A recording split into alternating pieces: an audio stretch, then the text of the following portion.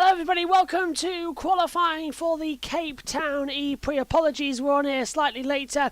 As well, a technical difficulty, we couldn't seem to get the stream running. But we are back, and this is it then. Qualifying is already underway. We'll hear from the track in just a second, hopefully, because we're just on board with Jake Hughes at the moment, so it has ever so slightly changed. Let's just move that into angle, and apologies for the sunlight as well. But it's Jean-Eric Verne in this session, along with Sasha Fenestraz, Nick Cassidy, Andre Lotto. They're the four so far going through. Then we've got Norman Nato, Jennifer DaCosta, Jake Hughes, Sergio Sete Camera, Dan Ticktum, and Nico Muller completing the 11, as that is Jake Hughes in the Nero McLaren, who looks like he's hit the wall because he's got a broken rear right as well, with some carbon fibre stuck in it, so he's grazed the wall and he's coming down in towards the pits. We'll go over to the battle screen so we can see the timings without me being on the screen. So Hughes has gone straight on, and that is down at turn 7. So Jake Hughes already in trouble and having to find a way to try and fix it, and it's not exactly an ideal situation. This is how he's done it then on the replay. So comes into the braking zone. It's down actually at turn number 1 he's had this lock up, so through the dune section as well. Oh, and he locks the rear, just hits the wall towards the back and goes straight on. So a bigger issue there than it first came out for Hughes. There you can hear him slam, hitting the wall hard as well. Really changing the complexion of things as well, with a little bit more of a technicality hit. And hopefully so as well. It won't do too much to change the championship complexion. Racing goes on. Action continues here as well.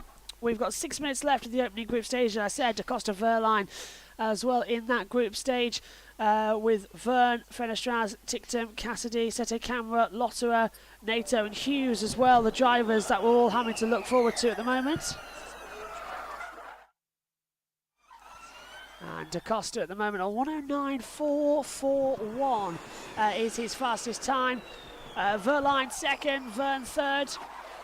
Let us know where you are watching this one from. Apologies that everything's a little bit different. If you're wondering why the camera's not on, that's because this is what it looks like at the moment, because Tom Dillon is taking over streaming later on as well, so he'll have a better camera angle. There is an annoying sort of, if I go backwards it all sort of works out. Megan's commentating in the main commentary box, which means I'm forced into this commentary box at the moment as well. We need to sort of like a sun divider, don't we, to fix it all up as well. If I do that, it'll just maybe works a little bit better. But DaCosta still fastest as things go. And everyone's come back into the pit lane then. It's a long run here in South Africa. Brand new track here in Cape Town. And already Lotterer and Ticktum have been left the track. They've been noted by the stewards already, so we will keep an eye out exactly what will happen to them, if anything. Hello to SHT. Hello. You might have just noticed me actually, SHT, are going to and from the F1 stream as well. Megan was late to the com box as well, so that's why we're. And then the stream didn't start when I hit start stream on this laptop here, so I had to go into the box, manually start it as well. And so I've just left Megan in control of it at the moment. As we see, Jake Hughes just checking the suspension is all okay, checking the front and rears that nothing was damaged in that wall ride hit. It looks like everything's okay there. Yeah, so I opened both your F1 and Formula E streams. Well, let me know if Megan and Synthel and Josh are doing alright. I've left the A team in charge. And this is Hughes again on board, coming across the start line. It's a very bumpy start line. It's got the red tarmac, similar to what we saw in Putre Gyal years ago. Just a bit of oversteer, just whack the wall. But I think he's done it at such a perfect angle, it hasn't really damaged any of the car, so I think Hughes got off extremely lucky there. No drivers currently circulating out on the track, so we'll come up to the Combox camera, which looks absolutely ridiculous at the moment with bright sunlight coming through.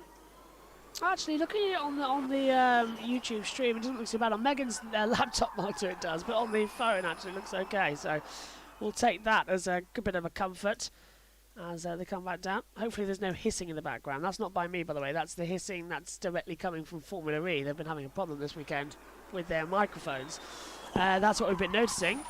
As just adjusting everything now. That's right. The headphones are not quite right. I was wondering why I wasn't hearing myself correctly. Jean-Eric Verne on board then. Third fastest at the moment. He's a 10th down on the times. Locks up. Just about gets it in. towards turn number 1. That's going to be, so turn 1's got a large runoff. That's going to be very exciting later on when the race starts to see exactly who makes the mistakes and who doesn't.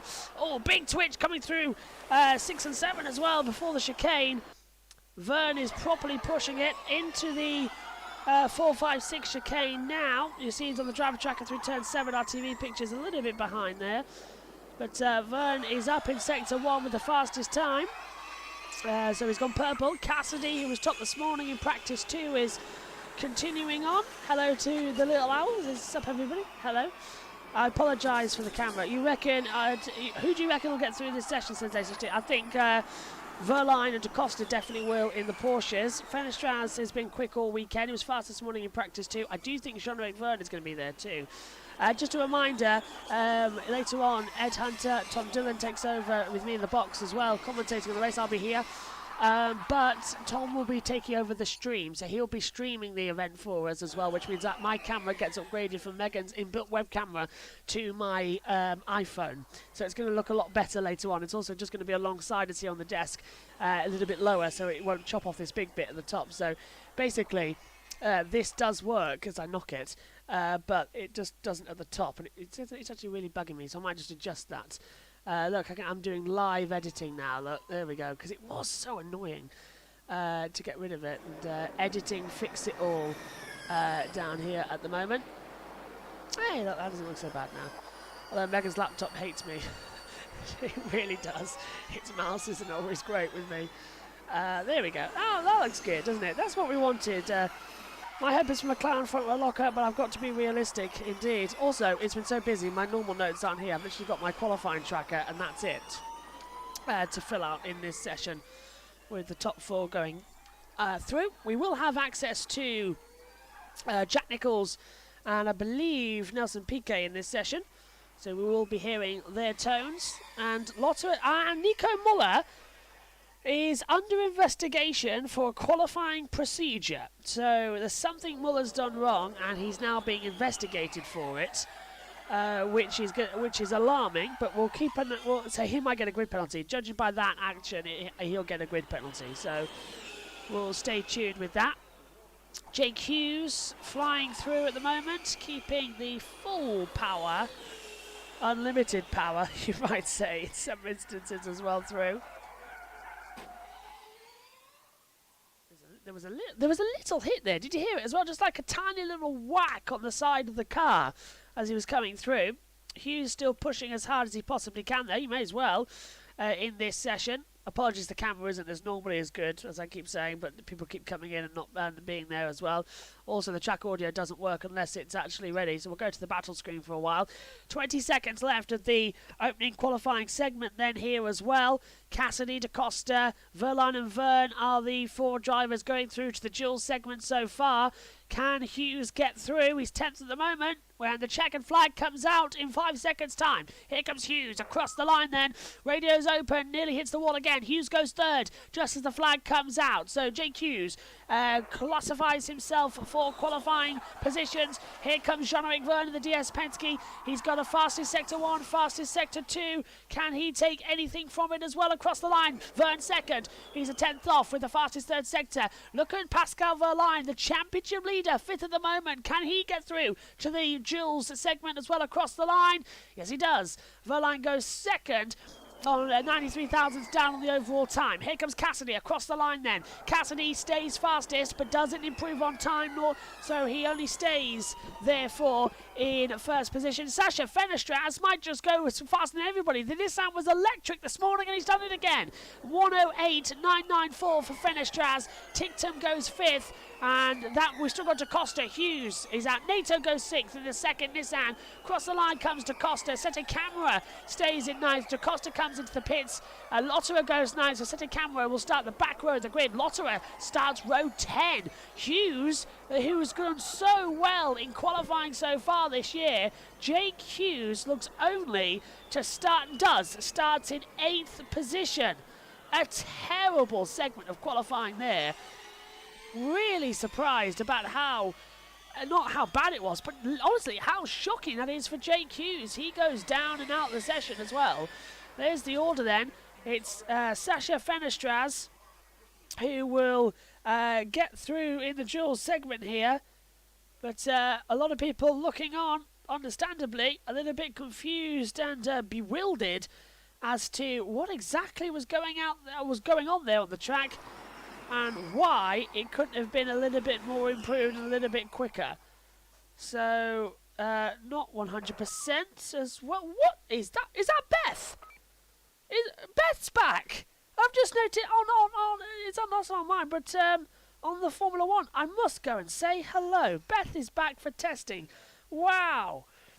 Oh, great. So let's go over then. Here's the group stages for number 1. Sasha Fenestras, Nick Cassidy, Pascal Wehrlein, John Verne, the 4 going through in this segment of qualifying as well. Following further down, we will then go through the usual procedures as well of having Dan Tincton, Nominato, Antonio Felix da Costa, Jake Hughes, Andre Lotto, Sergio Sitacama, and Nico Muller.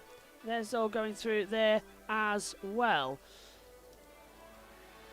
So, we are waiting, hopefully, because I want to hear, but I can't seem to be hearing from them at the moment, even though, oh, hang on a minute, they're on the line input, aren't they? I'm hoping to hear from... Barcode in the top left, that'll take you to Formula E Predictor, and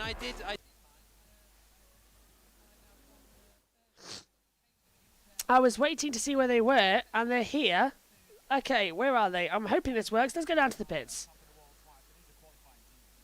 I mean, it's really unfortunate. I mean, as you can see, it just takes one little mistake to put you in the wall, and it's very hard to bounce back from that. As they were talking about in commentary, let's the go down to the pits. Really takes it's Naomi Schiff like this, so unfortunate to see that from Hughes. Yeah, we'll talk about that, the psychology of it in just a moment. Well, let's take a look at Jake Hughes' crash. He's him tapping the wall. It looks very slippy. Yeah, you can see it. He carried maybe just a little bit too much speed going in, and then he just starts to lose the rear. You can see him fighting it there already, taps the wall. That was a different incident, I think. But yeah, it's tough. It takes so little on a street track like this to just put it in the wall. So it takes a lot of focus. But like you said, there's a psychology behind it, and hopefully he can just bounce back from that. Jack Nichols, our commentator, was saying that he's heard a lot of team principals saying that the younger drivers are going to be a little bit quicker than the more, shall we say, the elder statesmen. The more mature drivers. I'm not going to say old, the more mature. That's basically because they like hooning more, right? Right. I mean, a track like this takes a lot of confidence. It's very fast, so you've got to really, get the kahunas into it, and really take that big leap of faith and almost, risk it a little bit. So I think the younger guys are more likely to do that than... All right, let's go on to Nikki, who's at Abt Cooper.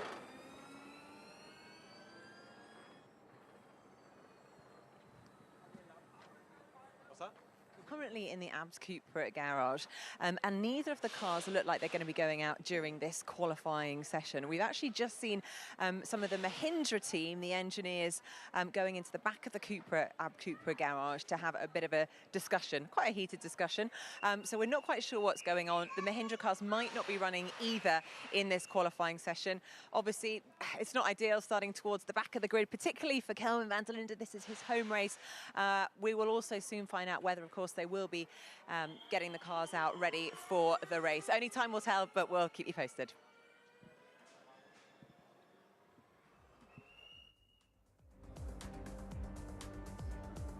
Qualifying Group B about to get underway here in Cape Town, and just been hearing that maybe the Abt Cooper of Kelvin van der Linde and maybe the two Mahindras won't be heading out in this session. They're all Mahindra powertrain cars. They're all due to be in qualifying Group B, but we'll find out fairly imminently, to be honest with you. We've got less than 12 minutes to go. There's a look at downtown Cape Town. Wonderful city. Having a lovely time here. Don't really want to leave, but it's got to be done. There's Sasha Fenestras. He was quickest in Group A. I'm happy. And he's happy. And so's Tommaso Volpe, and he'll be going out in the duels in a few moments' time. But who will be joining him in the duels? That's the question. Look at this. I wasn't expecting the beaches here. I think that's what I wasn't expecting from Cape Town. I sort of knew, Cape Point and the city and the wine. There's the cable car up to Table Mountain, of course, you know about. But some of the beaches here are unbelievable. To be honest, I haven't done my research too much over here. I haven't seen much. I was pretty surprised with the landscape over here in the mountains. And the city is beautiful. It's clean. It's an amazing place. Right, less than 11 minutes to go in this session, and at the moment, Degrassi, Roland and van der Linde are all in the pit lane. So all the Mahindra-powered cars are in the pit lane currently and haven't headed out onto the circuit. We'll keep you updated with that. Everybody else has made their way onto the track. 10 minutes and 20 seconds to go. So Jake Dennis, second place man in the championship coming into this weekend. Yeah, it's very alarming. It's very alarming then what we're seeing going on right now as well. That neither of the apt cars are going out. So we will not see Kelvin van der Linde go out there, and that's even more upsetting as well. And one was under investigation. Jack always tries to shut down Nelson when he goes off topic. I wonder why. Okay, Group 2 is underway here, and this is how they line up coming into the session. We will see Eduardo Mortara, Max Gunther, Jake Dennis, Sebastian Bormy, Sam Bird, René Rast, Lucas Degrassi, Mitch Evans, Oliver Rowland, Stoffel van Dorn and Kelvin van der Linde go out there, but that's why we haven't seen Muller go out there in the 51. So yeah, neither apt cars will go out. Top going through to the duels if you're just joining us here. We've got Fenestras, Cassidy, Verline and Verne with the top 4 in the previous session. Then we've got also 5th for Tictum, NATO 6th, DaCosta was 7th, Hughes 8th, Lotter 9th, Seto Camera 10th and Muller in 11th position as well. So that was the situation going on there. Red flag in Formula 1, Valtteri Bottas stopped at turn 8. The chat is about Formula 1 on Formula 1. Derek Woods, it's on both. F1's on the same as FE. We're streaming both the sessions. So apologies for that, but yeah, we'll sort of got 2 and 2 streams together, and also the camera's going to be looking better for the race later. Let's go back over to the battle screen, as we know it's a little easier to watch on there as well without the camera distracting. But the cars are still circulating with their opening gambits coming in. Sebastian Buemi was fastest in the first sector. It's Evans, Dennis, Mortara and Gunther after their first low-power runs. That's Van Dorn, Buemi, Rast and Bird. Remember, you've still got to set a time within the first 6 minutes of a qualifying session, so they still do have to be alert and ready to go, which is why we're seeing several drivers also not sort of protesting, but getting ready as well to have an attack. Here comes Eduardo Mortara. He's 5th fastest on his personal run as well, and we are live, aren't we? Because on my YouTube thing it says upcoming, not live, and it's alarming me as to why it's not live. Replay of Sam Bird, I believe, going straight on down at turn number 9. So yes, he had a quick run there as well, and surprised. Yeah, we are live. Good. I thought we were just talking to no one. You're good. Thanks, Josh. Amazing job, by the way, you lot are doing over there. So there's, I think they're on the interview right now at the moment in the commentary box over on F1 while everything gets sorted with Bottas and the red flag. We've got a qualifying session to do here as they go on. Dennis, 26 at the moment in the first sector. He said an okay time. He's 2/10 up. Here we go. So it's 0.208 faster than Evans' 109 time.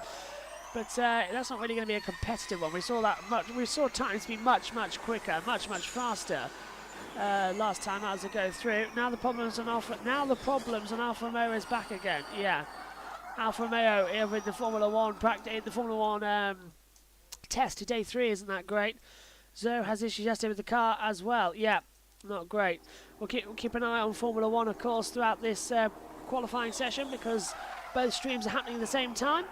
But with Evans, look at that. Evans in the first sector is flying. He's really fast. So Evans might be improving. Dennis goes top, 109.265, 62 thousandths quicker than Evans. Rast goes 6th. Here comes Mitch Evans across the board, 2/10 faster, 109.025. A fantastic time for Mitch Evans there to go into the top spot. Really what we needed to see. Sam Bird makes it a 1-2 as well for Jaguar. So Bird goes into second position, 109.217. On board with Maximilian Gunther now, fastest of all in the first sector. Should be able to find something to push through here in South Africa. Locks on the brakes a lot, coming into turn 9, just about makes the corner. Well done. Very hard part of the track to get right. Now you're on to the red painted asphalt, which is for the Formula E start procedure. Same stuff they used back in Putre Dry all these years ago. Start line's so small here that they've actually gone off track to do it. Gunther goes second. He lost 425 thousandths in the second sector. So Gunther's time is a 1 minute 9.040, 25 thousandths of a second, separates the top two here at the moment in qualifying for the Cape Town EP. Buemi makes it 15 thousandths, 109.040 Buemi, Gunther 109.050, 15 thousandths between Evans and Buemi. 25 thousandths of a second between Gunther and Evans as well. 10 thousandths between Buemi and Gunther. Unbelievable situations going on right now that we just didn't expect to see in this segment of qualifying. Take over to the emergency screen because it's the wrong camera in this qualifying session, just in case you were wondering. So apologies for that. Everything else is pretty much the same, just the wrong camera. We'll have that fixed though. As I said, Tom then takes over streaming. Myself, him and Ed Hunter on the commentary for the race. But it means I get to use my iPhone camera instead, which is a lot better. At least we found a way as well of listening to not only the track noise, but also the commentary from me, because without having to get another bus mixer. So 4:19 left on the clock. Well, 4 minutes left on the clock. Why have I've skipped 20 seconds back now on my TV pictures up here in the commentary box. I'm going to try and set that forward for you, so I'm not commentating on nothing.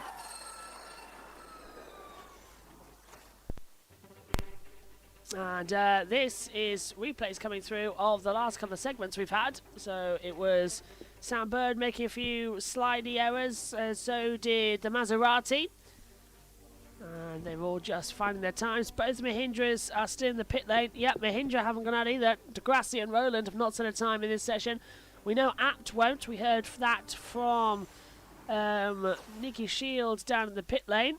Mortara has been left the track.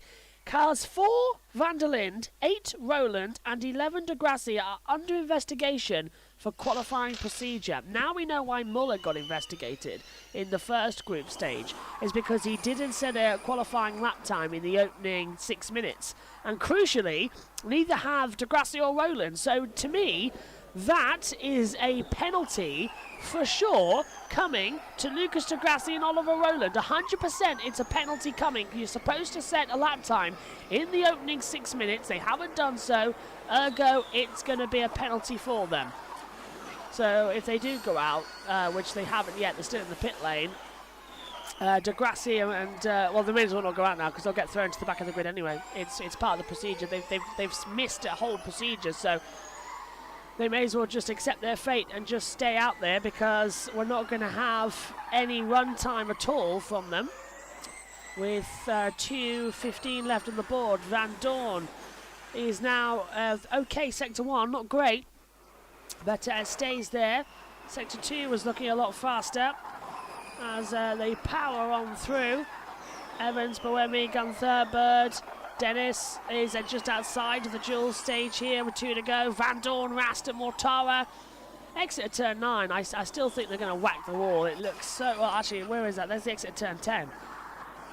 So it is into 9 and 10. I think they're going to hit the wall. It's such a 90-degree, quite hard turn. It's quite alarming, actually. In fact, let me just... wanted to show you, actually, where we are. We're actually... With the image, the black background that you see every weekend, that's actually the same... where we are on the track. It rotates every time we watch it. Last lap times then are on the board here for Formula E in Group B qualifying stage. Evans, Buemi, Gunther, Bird, all looking quite strong. And they're in a train together now, you can see, coming into the 5, 6, 7 chicane. And that's not going to do anyone any good. They're not going to set... Look at that, Dennis is 4 seconds down on his overall lap time.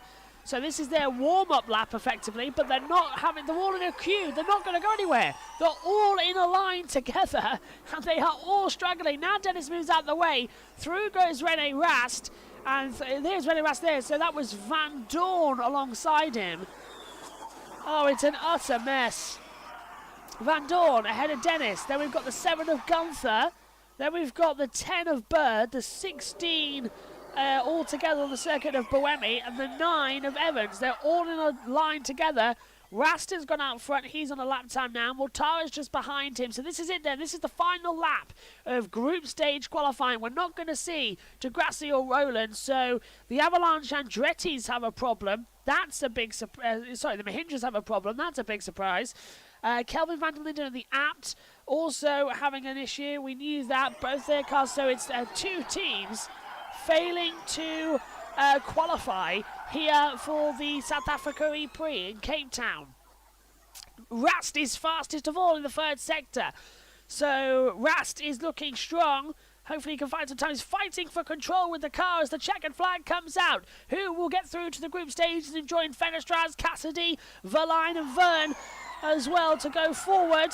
Rast is fastest of all 1st sector. Personal best sector 2 as he continues to push around. Dennis is in there too. Dennis is closing on the overall times. He might find something still. Rast across the line, takes the checkered flag. Does he improve? Yes. Top honours to him with a 108.844. And we've got a red flag and a huge accident for the Maserati. Oh, and another car in backwards to Sam Bird. Oh, huge accident. Sam Bird in backwards. And he's collected the stationary car. Who is it down there? I think it's Mortara.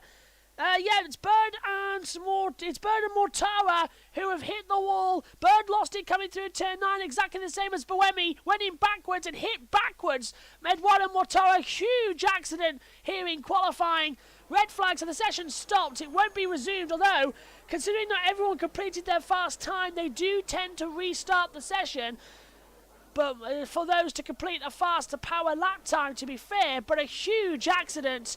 Bird going into backwards. He went in backwards into Eduardo Mortara, who already had a hefty shutdown at turn 9. And the track is blocked. Bird and Mortara still in the car. We've got an image down on the track side now. It's exactly the same spot where Boemi crashed yesterday. And we saw a major pile-up. Mortara was already in the wall. Bird comes in backwards. And, Eduardo Mortara's moving his head. So is Sam Bird, I think. Huge accident. Rear axle destroyed there as well. And here's turn 9, Josh, you're right. Rear axle destroyed for Bird. Front axle, rear axle destroyed. I reckon that's both of them not going to start this race. A terrible accident at turn 9. And I want to see a replay just as soon as we know they're okay. We saw it live. Bird came in backwards and hit Mortara. But how did Mortara crash? Bird's shaking his head. But I think he's giving the thumbs up. Yeah, Bird's getting out of the car. Bird's giving thumbs up. Yeah, Bird's out. Bird's out of the car. Bird's okay. So Sam's all good. That's great because he's needed next weekend by Jack Nicholls at Bahrain. Okay, here we go. Here's a replay. So Mortara locked up coming into 9 and went straight into the wall. Similar to Boemi, turned in, touched the brake, it locked and went straight on. And then we're now going to see what happened with Sam Bird again. So Mortara locks up and hits the wall. That's fairly standard. And it's a blind part of the track as well. And it's a fast blind part of the track. Still no Tech Pro there, haven't learned from FP1 yet. So he got caught in the dust, and that's why he locked up. So Mortara did exactly the same as Boemi yesterday in practice 1. Got caught in the dust, locked up. Qualifying is officially over. They've put out the checkered flag. So here it is again for the track angle we wanted to see.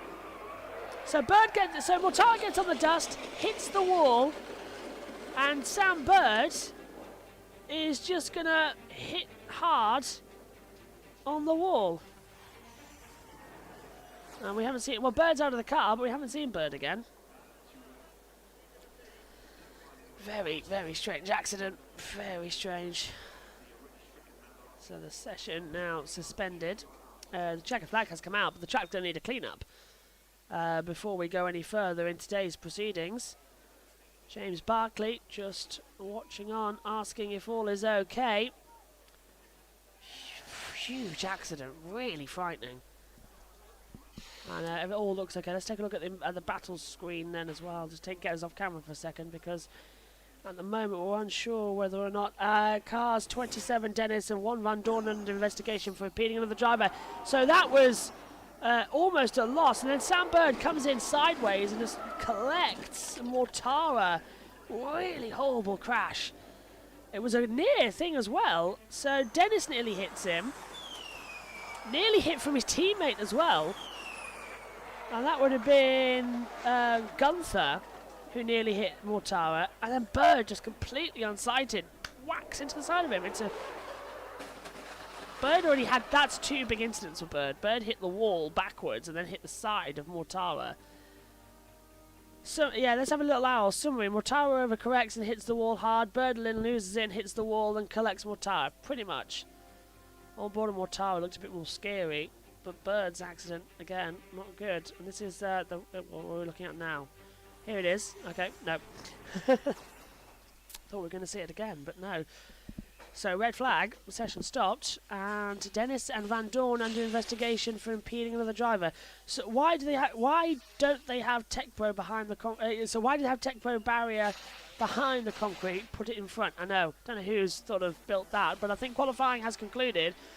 So it's Rene Rast, Mitch Evans, Sebastian Buemi and Maximilian Gunther going through to the duels. Sam Bird will not take any further part.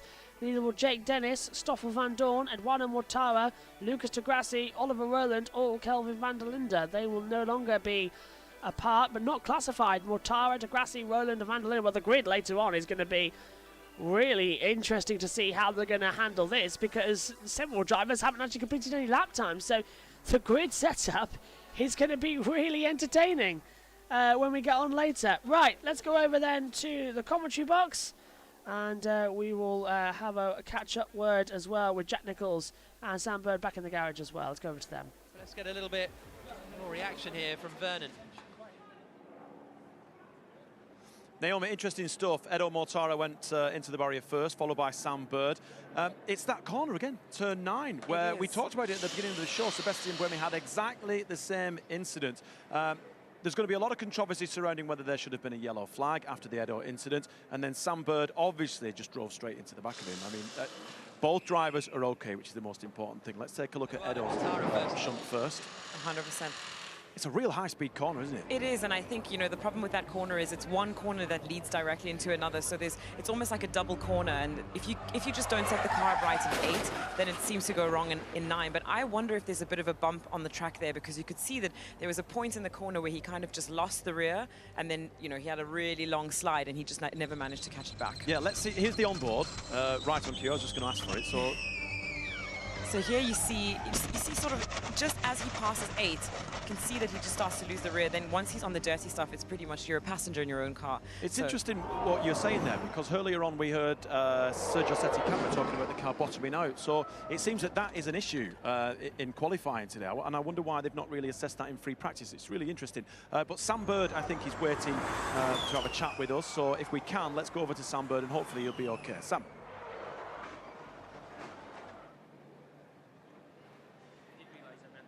Oh, we're still with us. Hi. It's me and Naomi. Just you, me again. But yeah, on that bottoming out topic, I mean, it's really something that destabilizes the car, but the driver too, because you just don't feel it coming. Then as you bottom out, it shifts the weight of the car, or sometimes just makes you lose the rear because the wheels are just not having as much contact with the tarmac. So really tough for the drivers. This is quite a bumpy track, so it is something that they're going to have to deal with and bear in mind. So by now, they should kind of know where those bumps are, where to pay attention. Yeah, absolutely. And it's a shame that the App Cupra cars and the Mahindra cars didn't go out in that session. Both got a Mahindra powertrain. So Nikki has investigated, and hopefully she'll have some more information as to why those 4 cars haven't gone out, Nikki. I have been, and yeah, some breaking news, some really disappointing news, in fact. Mahindra have withdrawn both theirs and the ABB Cupra cars from today's race. So those 4 cars will not race today. Now, that is due to an issue with their rear suspension. That's all we really know at the moment. They will be investigating why, both here and back in the UK where their HQ is. Clearly, driver safety is absolutely paramount, but hugely disappointing for both teams. That means 4 cars will not be running in today's Cape Town E-Prix. So we will be getting underway with the qualifying duels as soon as the track is cleared. An accident for Sam Bird and Eduardo Mortara. And there's a beautiful look at the circuit, and the crowds are starting to pile in. Let's head back down to the pit lane and join Radzi. Well, I'm joined by the Jaguar team principal, James Barkley. James, misfortune, 1 in, 1 out. But first of all, Sam Bird, is he okay? Yeah, main thing, Sam's okay. Obviously, a big hit and just a concerning incident in terms of what led up to that moment, really. And what do you kind of put this down to? Because once again, it's Sam with massive misfortune here. Yeah, so Sam said there were no yellow flags, and unfortunately on the track map we couldn't see Edo where he'd stopped on track, so we weren't sure where it was. We couldn't warn Sam, and there were no yellow flags, and we have to review that because on a street circuit, blind entries, good flagging is absolutely critical. So unfortunately Sam would have been able to back off. He's seen double yellows, but no flags, and by the time the race director came over the radio, it was already too late. So yeah, that was a big shame. In terms of potential damage, will it be repaired in time for the race? Honestly, until we get the car back, no idea. Key thing is hopefully the chassis is okay. If the chassis isn't, then we might struggle. If the chassis is okay, then we should be able to get it turned around with looking like a whole new rear end on the car. But let's see, we'll have to assess the car when we get back. And just on a mental and an emotional level, we saw how apologetic Sam was on social media with what happened a couple of weeks ago. This is going to be tough for him. Oh, he's flying, and he's been quick here since first free practice, and he was again incredibly quick then. So Sam is driving really well, no question on that. This is just a completely misfortunate incident, really, and one which we do need to get to the bottom of why it's happened the way that it has without the flags. Thanks for your time, James. Thanks.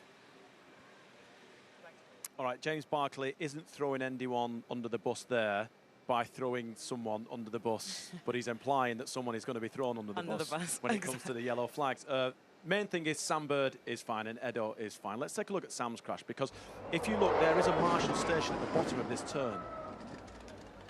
Oh, it's... Yeah, that's really tough to judge. I mean, I'd love to see the onboard version of that, because it looked like he'd already lost the rear of the car anyway, so I'm not entirely sure he would have made the corner whether or not Mortara was there. I don't know at which point in the corner he can visualize him. It could be that it spooked him. Yeah, we've got the onboard here, Naomi. Here it is. So let's see. He's going in. He's already lost the rear of the car long before he even sees Mortara. So I don't think he would have cleared that corner whether there was a yellow flag or not. Yeah, good point. Thankfully, I'll repeat it again, Sam and Edo are all right after those two big hits, but you've got to feel for the Jag team. Sam was the main headline after India, taking nothing away from Jev and DS Penske, but his crash with his teammate that knocked them both out, it's cost him 5 points on the grid. Are they gonna be able to repair that car? A whole new rear end. I mean, it makes me sick just thinking about it. I know, and there's concerns that maybe the chassis might not be okay either. So for them, it's just about getting that car in as quickly as possibly and then starting to work on it. But like you say, it's just a shame for Sam. I think he really wanted to, have some redemption here after what happened in India. So yeah, unfortunately, he's going to be starting from the back of the grid if he starts at all. So, fingers crossed. Yeah, absolutely. But let's talk about our championship leader, Pascal Wehrlein. The Porsche, he's back in the duels, which is good for him. Got to make a statement here, because we've been talking for a long time now, well, since the season started, that it's Jag versus Porsche. Unfortunate that Jake Hughes had hit the wall a couple of times. He's a demon when it comes to qualifying, but René Rast is in the duels as well. So McLaren are now starting to make steps and really make a statement and put themselves in the mix with the Jaguars and the Porsches. 100%. But what we also need to consider is the fact that in previous races it's not necessarily always the front runners who are making it to the end of the race in front. So it's not just about one lap performance, it's also about race performance, and that's something that's going to be really interesting on a track like this, where saving that energy is going to be very important. Yeah, it's going to be an interesting race, this, because we've heard it mentioned a couple of times now about drag and the fact that the drivers are going to be looking for a lot of tow, because when they've got that tow, they can then regen, because they're going into the corners a little bit faster. Therefore, they put more energy back into the battery, which means come the end of the race, they've got a little bit more power than the person in front of them. So it's going to be a really tactical race, this one. It is, absolutely. I mean, it's going to be a tough one mentally as well. The track, as you can see, has got a lot of road markings on it, a lot of distractions for the drivers. The corners, turn one, I would say let's watch that one for sure. But there's a lot for the drivers to think about, a lot of drag that they need to avoid, as you say. A lot to think about for the drivers, frankly. Yeah, absolutely. I think Jack Nicholls will remind us, because he's that good. He's a walking statistics machine, is Jack Nicholls. He'll remind us that we've had this situation once before where tow and drag was a real element of that equation that makes a Formula E racing car successful. So let's go over to Nikki, who's with Sasha Fenestraz. I am indeed. Sasha, you have been on flying form in all of the sessions so far this weekend. Congratulations making it through to the duels, but obviously that's only half the job done in qualifying. Still a lot to go, to be honest. Of course, getting through the duels is good, especially, you know, after last year, the team had a difficult one to go through the duels. So pretty happy to be here. I think it's the third time. I'm not sure, but I think it's the third time of the season. So happy to be here, but now we need to try to win the duel, which we didn't yet. So let's see. Talk us through turn 9, because we've seen a lot of incidences happening there over the course of today. How difficult is it to handle? Extremely difficult. It's very tricky every time. I mean, before, even on the simulator, we were all like, oof, this is going to be hard. And now even in the real car, it's even harder, because now the wind picked up a lot. So the balance is very, very inconsistent from a lap to another one. Also into turn 7, it's a lot of headwind. So it's not helping those kind of mistakes, let's say. Because one lap the car does something, the next lap the car does something different. So it's pretty tricky, and also it's a very high speed. I think it's one of the highest speed corners we have this season. So it's very tricky, and the mistake is very slim, you know, because the walls are not far as every Formula E race. So what is the key to the perfect qualifying lap? It's just trying to put it together, that's the most difficult thing in this category, this championship at the moment is, you know, if you want to drive at your 110% every lap, you don't finish a lap. So it's just trying to find your 99% and just drive every lap at that percentage, which I'm still struggling a little bit. But we'll see. Hopefully we can get through winning this duel against Jeff. I mean, it's Jeff, so we're not talking about anybody else. I mean, he's very fast, you know, one of the best drivers in the grid. So we'll see how he goes. All right, well, all the best, Sasha. I hope it goes well for you up against Jean-Eric Bern. Radzi, over to you.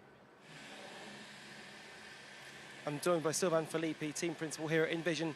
Sylvain, a great day at the office so far, 2 drivers safely through. Yeah, it started not so well yesterday. Tiny mistake from Seb, but you know, really high-speed track like this, a little mistake, you pay dearly because you're in a really high-speed corner and you hit the wall hard. So long night for the boys, but yeah, we recovered pretty well today. Nick, fantastic pace. Seb was pretty much on it, but really very unfortunate for our friends at Jaguar. You know, it's really, really bad luck on this one. So, but yeah, we're through, so let's see what we can do.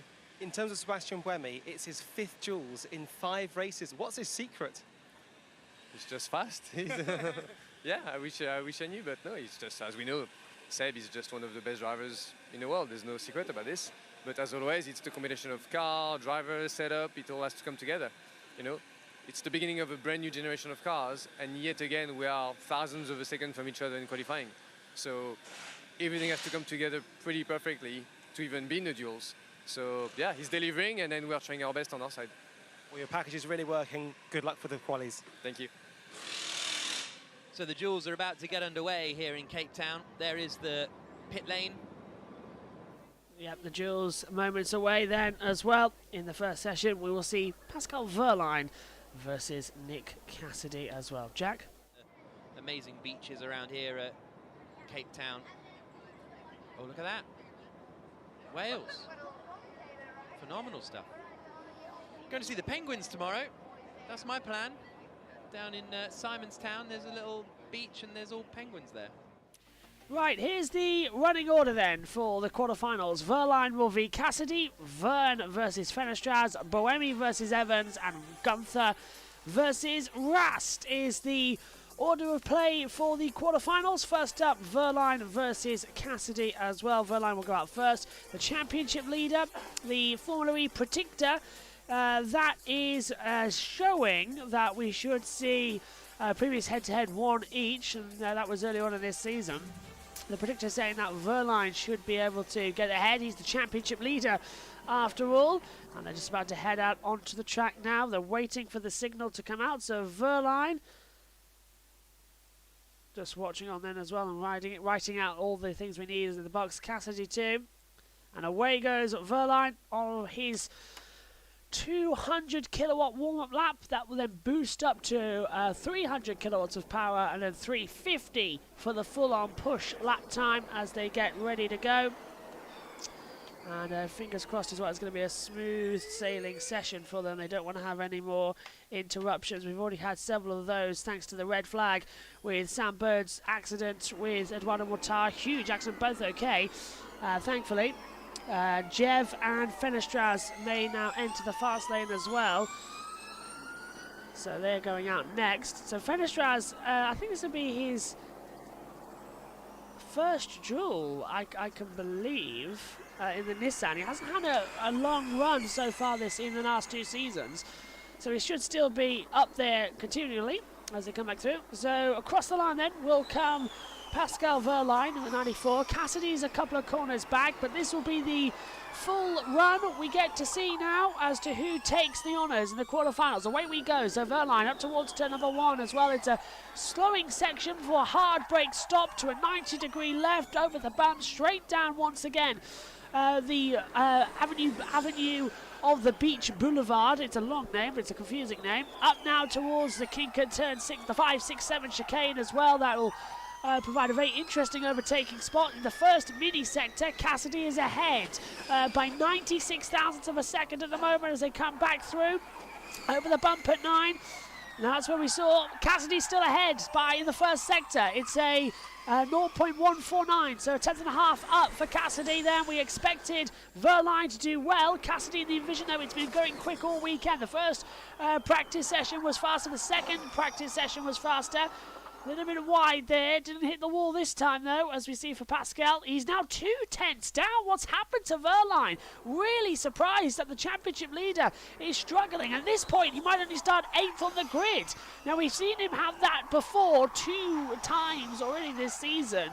Across the line then, and he does a 108.598 for Wehrlein. Cassidy is 2.5 tenths of a second up as he comes up the last corner, twitching hard onto the fast pink purpley oval strip and away, and it is Cassidy through with a 108.446 as well, and that is a strong performance as well from Envision, as Vern and Fenestraz up next. So Cassidy, the first one through in this segment of qualifying. Next up, it's going to be Vern versus Fenestraz, then Buemi and Evans. And their lap times already begin, remember, as well. So Cassidy gets highlighted to go through. Next up, quarterfinal number 2. Vern for DS Penske, Fenestraz for Nissan. It's the 2 Frenchmen versus each other as they push together across the line. It'll be Vern first across the line though, as you can see on your driver tracker. So he'll pace up to his lap times, then probably go for it at over 350 kilometers per hour.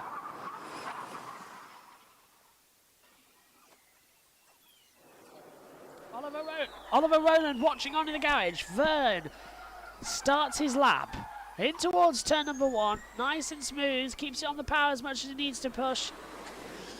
I think we might go side by side here. No, we've stayed with the battle cam, so we'll have the attack on each side through the first mini sector. And it's Vern ahead by 0.09 of a second to Fenestraz.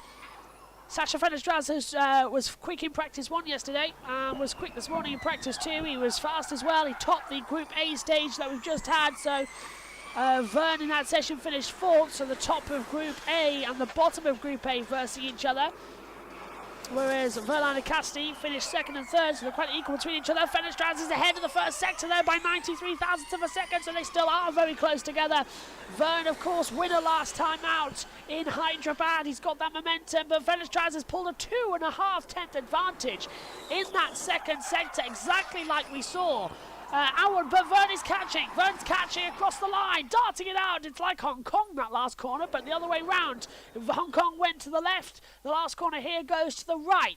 Fenestraz will now have to try and beat a 108.520. The car's twitching in both directions. Oversteered like mad. Cross the line. Big wiggle. Did he touch the wall? I think he just did. Avoided it. And he's ahead. Sacha Fenestraz, a 108.467. He takes the top honours. So far, everybody who's gone out second has found the track improvement and has gone fastest. Cassidy went out second, Fenestraz went out second, and now they will both face each other in the semi-finals for the Cape Town E-Prix. Next up on the circuit, we've got Sebastian Buemi and Mitch Evans. Buemi is out first, and Evans is out second. And you can hear the engine motors riling up. Head to head then. They've both done one previously, Buemi and Evans. The Swiss versus the New Zealander.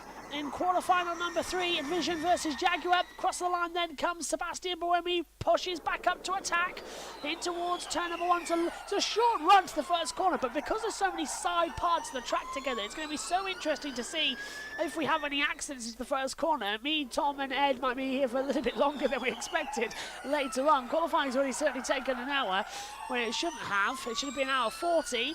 And in the first mini sector, Evans is ahead of Buemi, and it's by 21 thousandths of a second.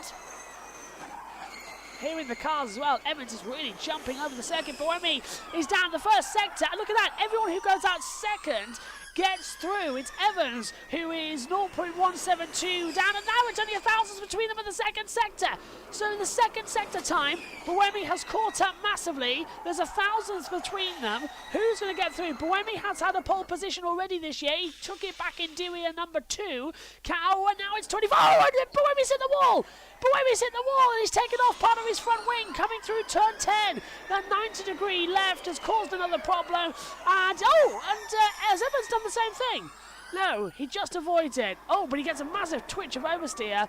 2.6 seconds down. So Buemi's damaged only one of 2 front wings he's got in this qualifying segment. He does a 1:11.937. That means he'll start further back in qualifying. He'll start 6th on the grid. And already it's a 1:08.429 for Mitch Evans. He takes it. So everyone who goes out second is having the best of the track advantage and is improving massively. It's so dusty here in Cape Town as well. We keep seeing it. So the last quarterfinal, instantly involving Dennis and Van Dorn, will be investigated after the session. That's because they both impeded a driver during the group stage of qualifying, so they're going to have their lap times investigated. Let's have a look at Buemi, coming through into turn 10. Takes the lock up on the inside into the dust and just avoids hitting the full wall, but took off a part of his front left end plate as well on the front wing. And looking at these Formula E cars aren't exactly aerodynamically challenged, they can just about hold on. So Gunther goes out first, Rast goes out second in the quarterfinal. They've never faced each other in the duels before. Both the Germans, of course, Maserati versus McLaren coming through as well. So Gunther first, Rast is second. And we watch on now as well. Rast was quick as well. He was topped group number B. Gunther was 4th. And we've gone side by side with him this time because Gunther's at the chicane at 4, 5 and 6, but Rast is on his lap. So we've delayed Gunther and Rast is on side by side images. And at the first mini sector, Gunther was behind Rast by 32 thousandths of a second as they continue to push. Now, who's made more mistakes? I'm trying to keep an eye on both things at once. Rast was very deep into the turn 7, and he's lost a lot of time. Gunther's 3/10 ahead in the second sector. So it looks like Gunther might try and break that tradition of being the driver ahead. He's coming to the line now. We'll tell you his time as he comes across it because Rast is so far behind on the timing screens. First lap time then, Gunther does a 1:08.740. And what will Rast do? Rast is 3.5 tenths back. I don't think he's going to have it, but he's catching. He's 2.5 tenths back now as well as he comes towards the line. Semi-final will start at 12:46. That's in 10 minutes' time. Rast comes across the line. Does he get through to the duels? No! 2:22 down. It's a 1:08.962. So it's Max Gunther who will go through and face Mitch Evans in the semi-finals, which means semi-final A will be Cassidy versus Fenestraz. Semi-final 2 will be Evans versus Gunther. A very entertaining run there. 10 minutes to go then until the start of the next session with the full running order as well. And we'll hand over, if it'll let us, hopefully, to Jack Nicholls. Finals that from Max Gunther. So we'll have his work cut out against Mitch Evans in the semi-final. It means that 5th on the grid will be Jean-Eric Verne. 6th on the grid will be Pascal Wehrlein. So championship leader Pascal Wehrlein will start 6th. Verne will start 5th. Rast will start 7th. And Sebastian Buemi will start 8th. Can you measure the temperature of the other tires?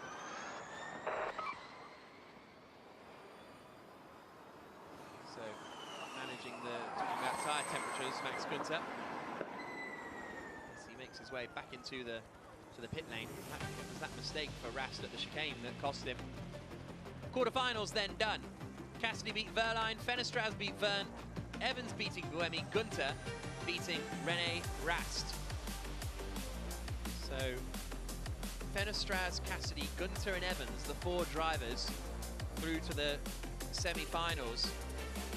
And Cassidy is the highest place of those drivers, 5th in the championship. When we get the semi-finals underway in a few minutes' time. So, like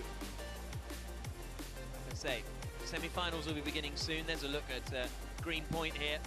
We're racing around that DHL stadium that was built for the 2010 FIFA World Cup that was held in South Africa. See the circuit goes along the front there, along Beach Road, before turning left and heading back in. Get involved, Formula E Predictor. Play along live for the duels. It's great fun. Let's go down to Nicky. Just John-Eric Verne, so close there. 500ths of a second, just missing out on getting through to the semi-finals. Yeah, we can find 500 a bit everywhere on track, so it's always frustrating. But looking at where we were yesterday and this morning, which was a clear second off the pace, I'm very, very happy with the step we've made.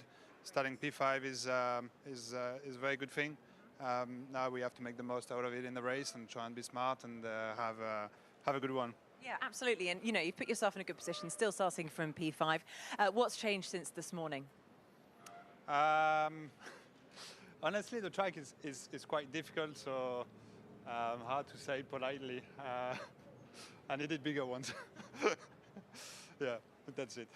Fine, right, there we go. On that note, thank you very much, John-Eric Verne, and good luck for the race.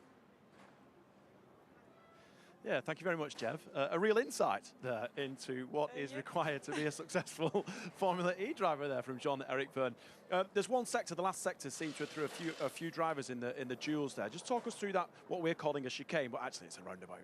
Yeah, it's a tough one. I mean, the entry's really quick into there, and like most places on this track, it's very bumpy and dirty on the outside of the track. So if you don't set up the car in exactly the right position, you're likely to lose quite a lot of time. And that one seems to be one that is throwing the drivers off the most. Sam Bird earlier on had a huge crash into the barrier, drove into the back of Edo Mortara. But on the flip side of the Jaguar coin, Mitch Evans is doing exceptionally well in the duels.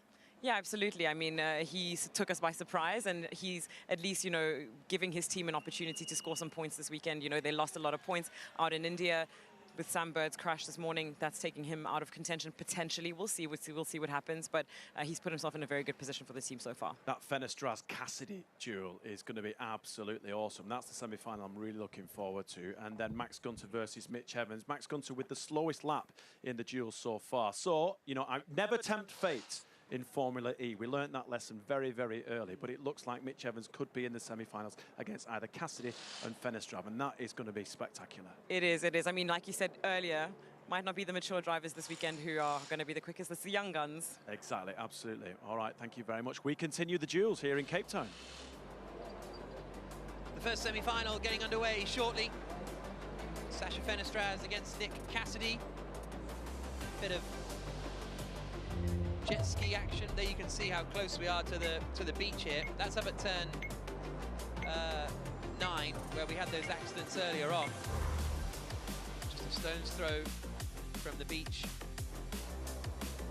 Just a few minutes now until the qualifying duels semi-finals get underway, and the winner will guarantee themselves a place on the front row of the grid. See on the top right of the mainland is the stadium that we're racing around at the moment. Really spectacular place, Cape Town. There's the top of Table Mountain, top of the cable car that takes you up.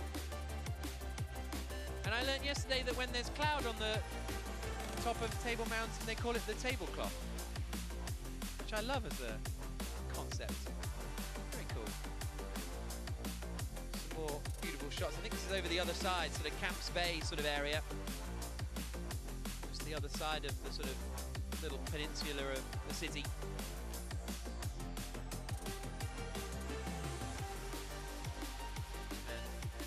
He has raced in some spectacular places over the years, but this is going to be one of the prettiest racetracks in the world. Let's go back down to Burnham. All right, we've got a chat with Sebastian Buemi coming up, but let's talk about turns 2 and 3 into 4, 5, 6, which is the roundabout. Yes, I mean, tricky one. I was lucky enough to drive the track yesterday, and that is it's quite a tough one. You look on the track map, and it looks like it's a straight run down to 4, but it's actually not. You're kind of pointing outwards of the corner instead of towards the corner. So when you come into there, it's a sharp braking point because it's a very sharp turn into 4, and you've got to make sure that you've got your car straight before you make that turning point, and then you've got 2 corners straight after them waiting for you to go, in and out, put the car in the right place. So it's very tough to get that one right. Yeah, well, one gentleman who seems to be struggling. He's got the pace. He's got the pace for the race, but he's struggling because he had an off in FP1. He's just had an off now in the duels. Nicky is with Sebastian Buemi. Is it just a question of not quite finding the limit of the track? Yeah, I mean, obviously, I think I'm going to start P7, so considering where I was last night, I guess it's quite good. But yeah, I'm lacking laps, basically lacking, the feeling of improving together with the track. So I felt like it clicked a bit in qualifying, and then obviously in that duels I just broke a tiny bit too late, and I couldn't unlock the wheel. So it's a bit of a shame because I think we were quite strong in the last sector, so it would have been tight up to the line. Yeah, but still, I'm still happy considering where I was last night. Yeah, it just shows the impact of not having that practice session yesterday is going to have on today. Yeah, it's incredibly hard, and it's a track that we don't know. We've never been here, and it's very bumpy, and it's all about the confidence you can carry. So you want to shortcut the learning process, but obviously you don't want to do an accident. And no, clearly, didn't have such a good day yesterday, but P7 today for the race, everything is still possible. Yeah. Enough confidence going into the race, staying out of the wall? Yeah, I mean, you never know, but I guess it's maybe not as, on the limit compared to a push lap. So I would say that, yeah, it should be okay. Let's see where we are. Thanks very much. Sebastian Buemi, back to you, Jack. Thanks, Nicky. Yeah, here we go then. Semi-finals about to get underway. Sasha Fenestraz versus Nick Cassidy, and then it'll be Gunter versus Evans. This is the first appearance for Cassidy in the duels this season. He's never lost the semi-final. Here we go then. It's time then for the semi-finals to get underway. It's Sasha Fenestraz in the Nissan and Nick Cassidy in the Envision. Let's see who gets out quickest on top and who will have the more luck as well, because whoever goes out second seems to have the better lap time. And as we saw earlier, Cassidy, Fenestraz, Evans were faster when they went out second. Gunther managed to beat it only because Rast made a mistake. So Cassidy goes out first, Fenestraz goes out second. So watch out for that as the green light goes on. And the semi-finals are underway here. Now this should take around about 6-7 minutes to complete, then 10, 11, 10. Do you know, I reckon I might just get to the commentary box for Formula 1 for the last 5 minutes. When I said to Megan they could be the last 5, probably will. Hello, I'm not an expert, so will they race normally in the next races? So who's going on as well as Apt? Yeah, rear suspension. Okay, the I was informing it's rear suspension safety for the apps that they're worried about, which Mahindra to withdraw from the Cape Town E-Prix. So that's from the little owl who's just broken to us as well. So Mahindra have withdrawn from the Cape Town E-Prix due to rear safety concerns. 2 Formula E teams have withdrawn, so Apt are out 2. So we won't have a 22 car field, we'll have an 18 car field starting from row 9 and back. So yeah, it's just been confirmed a few seconds ago. Apt are out, so are Mahindra. They have withdrawn from Formula E. Oh, that's terrible for Lucas di Grassi. He was the only one with a record. Lucas di Grassi was the only one with the record, and he'll miss a race. Oh, moving to Mahindra, what have you done? Anyway, away we go for the semi-finals. The final session will start at 1 PM local time as we're underway. And in the first sector, in the semi-final of Fenestraz versus Cassidy, Fenestraz is actually first out, I believe, and Cassidy's second. So they've actually swapped it round. before they went out on the track. So what we have up here in the box, Fenestraz is ahead by 0.2 of a second to Cassidy, which is pretty good stuff to see at the moment. I didn't realise they were actually on the track. I've got my proper data screen up here in the commentary box showing me that. As they run through, and Cassidy is now a 1/10.5, closing on Fenestraz in sector 2.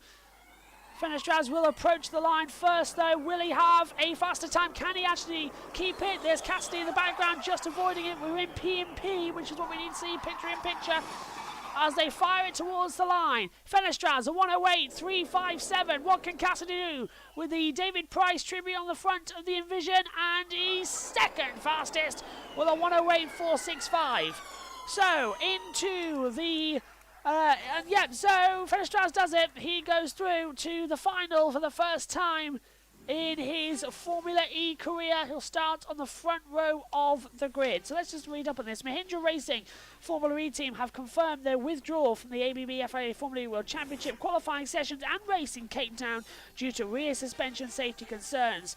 A thorough investigation of the suspension elements on the Mahindra M9 Electro race cars will take place on the team's return to the UK. This decision also affects the customer team of Apt Motorsport. So that's why Apt out there, because Mahindra powertrains also are with the Apt cars as well this season, and that's why they're not in the qualifying. So that must be rear braking. So that is it. We saw the emergency brake system had to be introduced into Formula E this season in order to keep everybody safe, and now again more brake failures.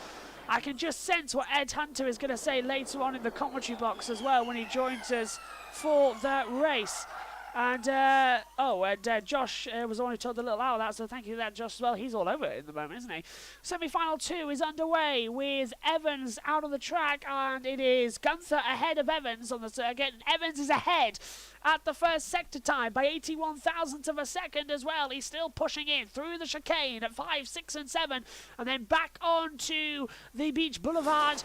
And where's Gunther now? He's approaching turn 9, the fastest part of the track. We're going to see a red flag, I think, in today's race. I honestly think we're going to see a red flag, judging by what we're seeing in this session, as I'm actually the one pulling down the boards behind me in the commentary box. So I think we'll see a red flag in this race. It's too quick of a track. And look at that, Evans was ahead, now Gunther's gone back ahead. They're changing sector times in number 3, 1:08.212 for Gunther. Evans has now dropped to 10th back, and he was actually ahead. It kept everything flowing coming through the middle sectors. Can he find a quicker time, or can he not? Out of the last corner of turn number 12 across the line, 1:08.568. Evans just fails to get through, which means for the first time, Maserati are through to the final. They've had a terrible start to the season with their rear brake problems, funnily enough. And they go through to the semi-final. From the semi-final to the final. Well, I think that's a well done there for Max Gunther. The final, as we know, is going to start in 9 minutes' time from the information we received. And it will be Fenestraz from number 1. And alongside him will be Gunther. And we're counting down 8 minutes, 36 seconds until the start of the next session. We'll hand over to Jack Nichols as well, who has got Nelson Piquet in the commentary box with him as well. That only took 3 minutes or so. Over to you, Jack. 9 minutes time. Look how happy James Rossiter is. A guaranteed front row start for the first time this season. Their best qualifying so far, 5th on the grid, which was Gunther last time out in Hyderabad. And so bad news obviously for Maserati because of the crash with Edo Mortara, but very positive in the other car. And the same true, in fact, yeah, same true with the Jaguar of Evans as well, with Bird in the wall, but 4th on the grid for Evans. So this is where we're at. We're into the final. Sasha Fenestraz versus Max Gunther in the fight for pole position. Neither have had a pole position before. Gunther's been 2nd on the grid, so Fenestraz 4th on the grid last time, but we are guaranteed a brand new pole sitter in the ABB FIA Formula E World Championship. But who will it be?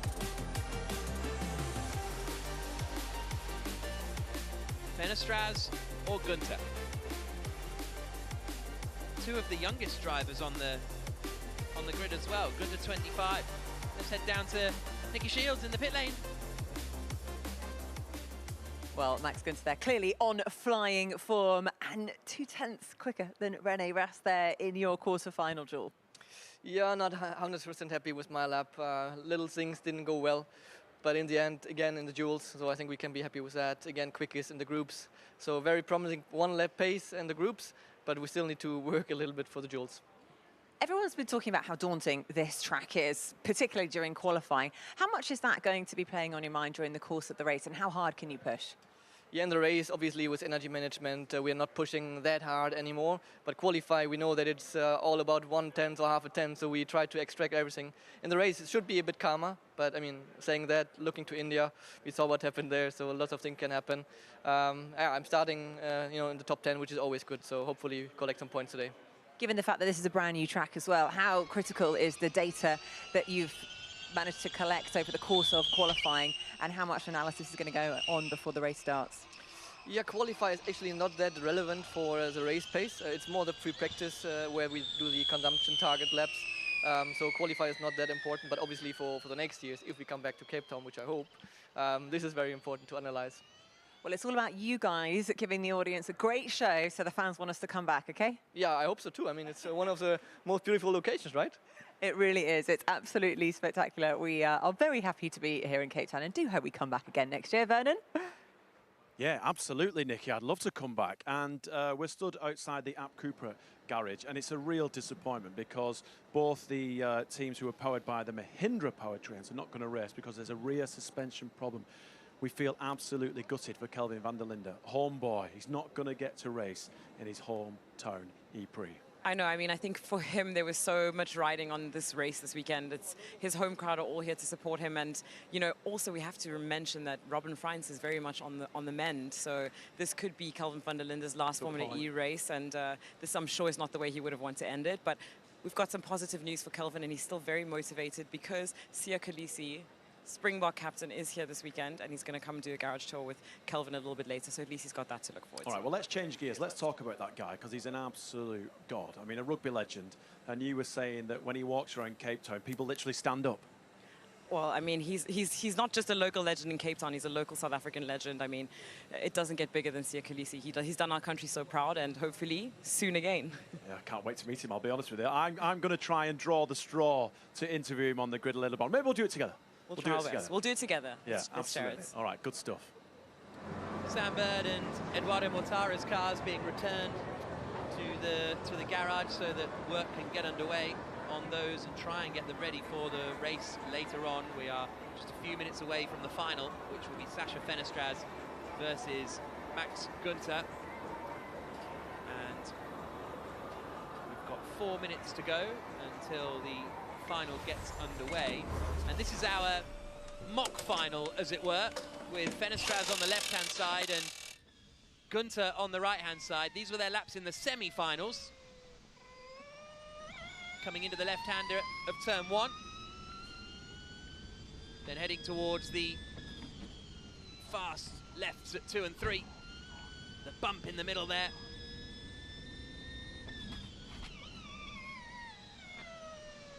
Then into the right and the left. Now down to turn 7.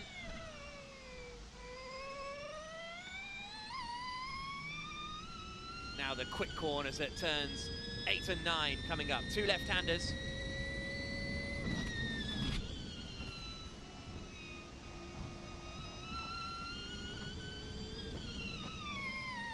Now into the left-hander of turn 7.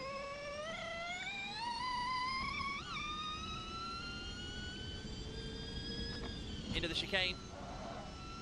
Well, the fast chicane at 11 and 12. Fenestraz again had a little bit of a wobble. And those were the lap times. And Gunter was quicker than Fenestraz. Good job, mate. Good job. Let's go to the final. Yes! Come on, boys! Come on! Good job! He's a happy chappy, Fenestraz. with that one.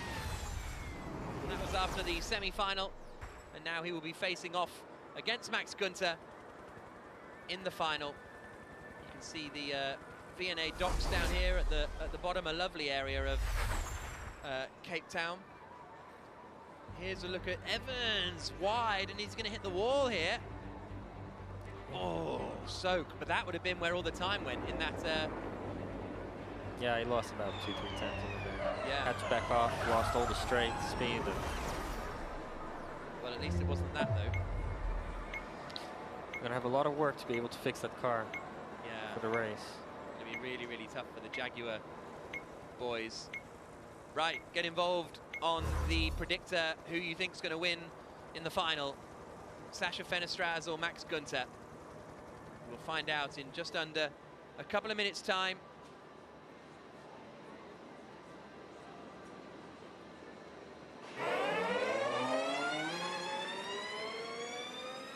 And they make their way to the end of the pit lane now.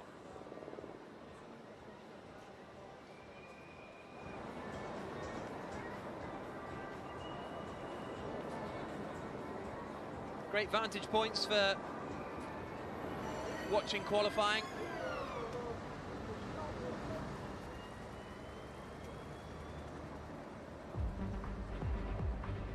This is where we're at. The final coming up. Fenestraz versus Günther.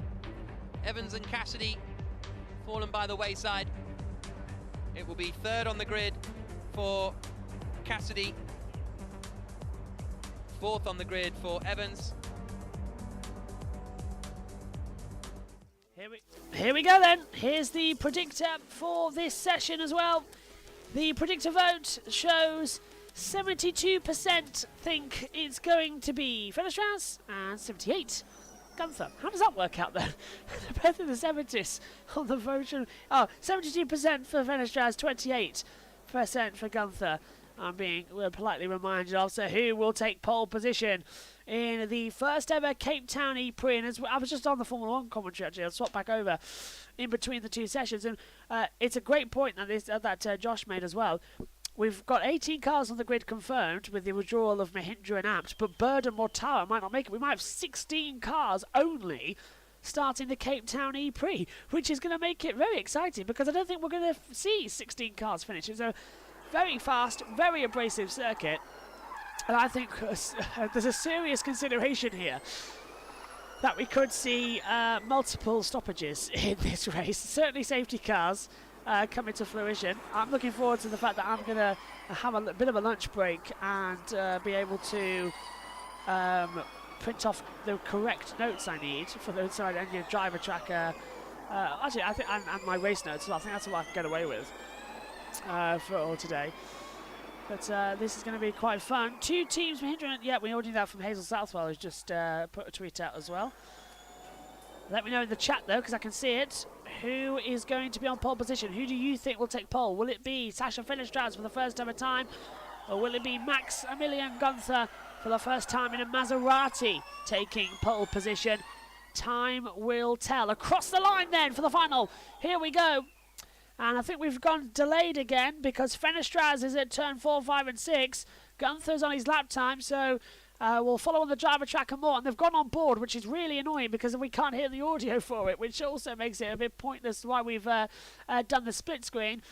But look at this, Gunther's having a bit of an attack as well. He's made a slight mistake, and Fenestraz is catching him. Günther was ahead, and now Fenestraz is ahead of him as well. So again, more time is coming, more acceleration is coming as well as they continue pushing down. Fenestraz is ahead, 0.433, now a tenth and a half ahead. So Fenestraz has the ability here to take on for pole position in the Nissan. Very close to the wall through turn 9. He was scraping the bowels of what was acceptable there into the last couple of corners. Fenestraz is way ahead. Gunther's made a mistake. So Fenestraz is 3.5 tenths of a second ahead. It may as well be a country mile because Sasha Fenestraz does a 107.848 and Maximilian Günther's a 108.270.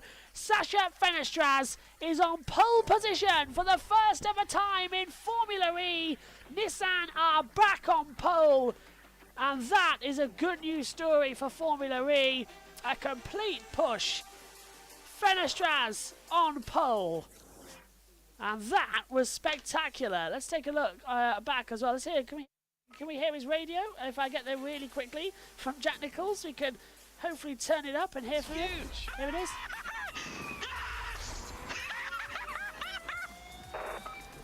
Yeah, I think he's happy. I think he's happy by that reaction. He was pumping the air, screaming as well. Van der Leyen won't race. Yeah, Kelvin Van der Leyen, his home race won't race. And also, it's his last ever race in Formula E because he's no longer going to be an apt driver. He's because Robin Fries will come back and then he's left the organisation. So Fries is back next time out in Sao Paulo, which fingers crossed on the 26th of March will be okay. Let's have a look at this. This is Sasha Fenestraz then through turn 9. This is where the bit of the track that I sort of went whoa at because he got so close to the exit wall before nearly taking a battering from it, I should say. So that's it, pole position, all done then, and by my calculations, well, the grid is going to change several events as well, because we don't actually know the full things, but it's Fenestraz on pole from Gunther, and then it's going to be Evans and Cassidy on row 2. What order they will be in, we're not sure, but a fascinating qualifying, and a fascinating race is ahead of us. Do join us. Tom Dillon will be doing the stream, but I'll be in the commentary box with Tom and Ed. We're underway at 1:45 p.m, 15 minutes before the lights go out. And then you can also keep watching as well. Formula One's testing is well, the morning session's about to end, but the afternoon session gets underway as well, 12:10 GMT, and then Megan will be leading some of the session as well. She's in for a long afternoon. What a session. Sasha Fenestraz on pole position for the first time. Join us later. From us all here, bye for now.